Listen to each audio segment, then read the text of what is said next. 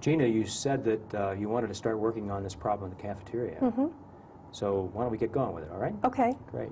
I think you've been making good progress with your breathing and some of the other techniques that you've been working on. So Yeah, it's been helpful. This is an opportunity now for us to think about how we're going to get organized to get to a point where you can be more comfortable in managing things like going into the cafeteria. Okay. Hopefully, if you can master some things about that, then that'll help you with the driving and some of the other fears that you have. All right.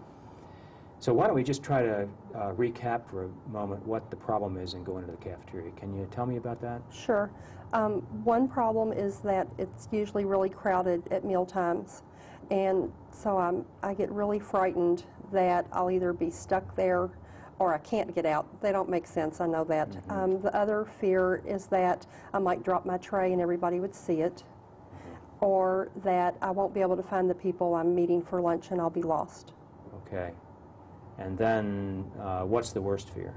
That I'm going to faint or have a heart attack and fall in the middle of the cafeteria and everybody see that. Okay. Or I could die. Wow. So we could have a dead Gina in the middle of the cafeteria. Mm-hmm. Okay. Well, that's taken the anxiety to a pretty to the extreme. Yeah. Okay. And when you think about going into the cafeteria, let's say it's an average day and you're thinking about going down there to lunch, what do you think the likelihood is of some of these things happening? Well, I know that dying's probably not very likely, but the fear's still there. Getting lost or separated from my friends is possible because it is so crowded. I might not find them, or maybe they'll just leave without me. Dropping my tray is possible, but I've never done it before, but it's still a fear. Okay. Why don't we take just one or two of those and just check them out to see how realistic the fear is. Is that okay? Mm-hmm. So out of those fears, which one would you like to try to work on? Maybe dropping the tray. Dropping the tray? Okay. Now, I think we've done some of this before. We've examined the evidence. Do you remember that technique? Where we actually write down the evidence that supports the idea and the evidence that is on the other side that's against it? Sure. So could we do that? Mm-hmm. Good. So you have actually a pencil and paper there. Would you be able to write it down? Uh-huh. Great. So we're going to take this fear that you're going to drop your tray and make a fool out of yourself or something like that? Right. Everybody would turn around and stare at me, and I'd be so embarrassed. Yeah. So which one do you want to start with, the evidence for or the evidence against? For. Okay. So what do you have on that side of the balance sheet? Well, I do feel clumsy or like a klutz. Sometimes I drop things. Uh-huh. So. Well, go ahead and put that down, then we'll check that out later. Okay. Any other evidence for the idea that you would drop your tray? I do have the panic symptoms when I'm in the cafeteria, so that seems to make it more likely. Mm-hmm. Okay. We'll put down all your ideas here. Okay. Panic and nervous. And then we'll step back from this and take a look at all these. Okay. Okay. Anything else? Evidence for. I've seen other people make messes down there, and everybody turns around and looks at the noise. Okay. So it happens occasionally. Okay. Is that it, or do you think of some other evidence? That might be it. Is that it? Okay. Good. So how about now on the other side of the balance sheet? What do you see there? Well, I've never dropped it before, so I guess that's evidence against. Right. And how many times have you had lunch and been in a cafeteria or a restaurant or anything like that? Hundreds. Hundreds. So how old are you now? 45. 45. So how many lunches do you think you've had in your life since you've been a kid and you've been in the cafeteria at school? And oh, my goodness. I don't know. I never counted. I guess they're like 365 days a year. And how many of those are you in a restaurant or a cafeteria or someplace away from home? Maybe 200 days out of the year. At least, okay. And how long have you been eating in a cafeteria or some other place? Since I was 5. Since you were 5. So 40 years. Okay, 40 years times 40 times 200. How many do we get now? Oh, let's see. 40 times 200 would be 80,000. Okay. That's a lot. All right. Well, I'm not sure we have to get the entire number there, but it's a lot. Yes. And it's not happened yet. No. Okay. So what do you think the likelihood is that you will drop a tray or do something like that in a cafeteria? Maybe 5% that I might. 5%. It's interesting that you said that when you've ranked up now I know. All these thousands of times when you've not dropped a tray. It's still 5%. But I feel more nervous now. Yeah. You know, people with anxiety disorders tend to predict that things are going to happen at a much greater likelihood than is actually true. I always think of the disaster or catastrophe. Yeah, right. You know, we think about elevators, for example, was one of your other phobias.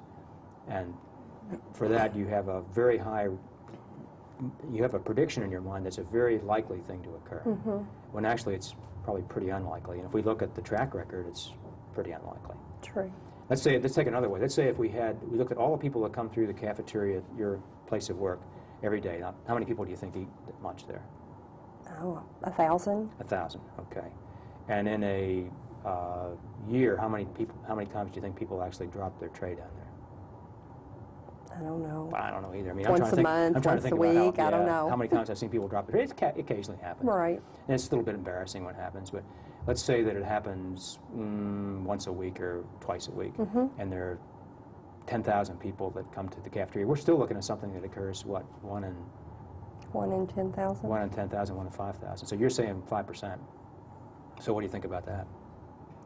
It's not realistic. Okay, so maybe you're overestimating. Yes. Okay, so let's take a look and see if there's any other evidence against the idea that you would drop your tray. I guess if I'm careful about where I place things on the tray so that it's balanced. Okay.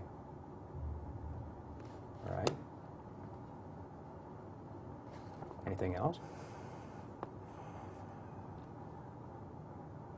I'm not sure. Okay. Well, I'm wondering, do you have control of your arms and your legs and your hands and so forth that I you do. can grab onto a tray? I do. Okay. So I can walk and hold things. Okay, so you have the capacity to hold the tray solidly, don't you? Right. I do. Just one other thing I can think of, and that's we've been working on this breathing training, which can help you break a panic attack. And I'm wondering if in any way that helps you with evidence against, if you started to have this fast breathing, that you could get control over it by the way that you're managing your breathing and the imagery that's in your mind. I hadn't thought of that. That gives you a control mechanism now for this. Okay. Is that okay to put that down? Sure. Great. All right. So now we look at all this evidence for and against. What do you think the true likelihood is that you would drop your tray? Pretty slim. All right. 1 in what? 10,000. Okay. So let's say it's 1 in 10,000. 5%. Now, it's possible that 1 in 10,000 actually does occur. So Sure. maybe it does occur. So then what? I would want to die. You would want to die? I would be so embarrassed. Okay. All right. Everybody would turn around to see what idiot had done that. Okay. Now, remember I told you that people that have anxiety tend to have a prediction that bad things are going to happen that is much greater than is really the facts. Right. They also tend to predict that they have a decreased ability to cope with those things. They can't manage them. Now, what I'm wondering whether that prediction is accurate, whether indeed you couldn't cope with this. Let's say that you did drop your tray. In fact, I might even construct an experiment where you went down to the cafeteria and you dropped your tray on purpose. Oh, no. Yeah, well, why not, you know? So what? You know, what happens if you drop your tray? Food would splash everywhere. The dishes would break. Right, People would okay. turn around and look at me. Right, and then what? I'd have a mess to clean up. Yeah, and then what would happen? I'd have to run out of the cafeteria and go back to the office. Well, we could come back to that one and see whether you really need to do that. But what would the other people do with their lives then? They'd look and laugh. They would. Would they say, look at Gina, what a fool, what a fool? They might. Would they think about that all day long and laugh about it all behind their backs? No. I don't think so. No, they'd go on back to they their have lunch. their own things to do, don't they? Yeah.